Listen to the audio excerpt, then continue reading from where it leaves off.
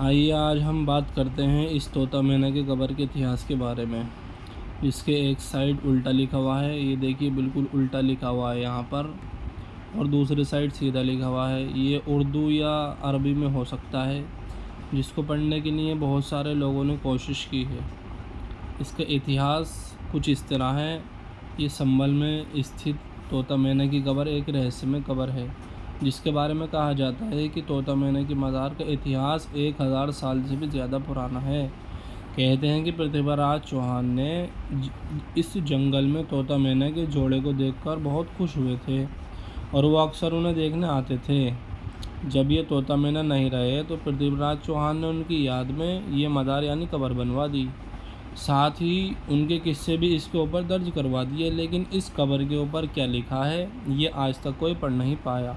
हिंदी, उर्दू, अरबी और न जाने किन किन भाषाओं के लोगों ने इसे पढ़ने और समझने की कोशिश की है, लेकिन कोई इस भाषा को नहीं समझ पाया।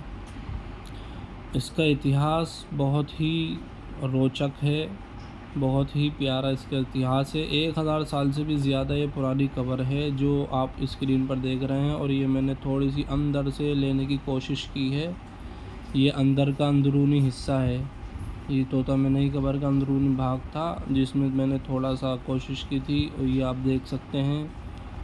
ये जंगल के बीच में बना हुआ है, आदमपुर रोड पर।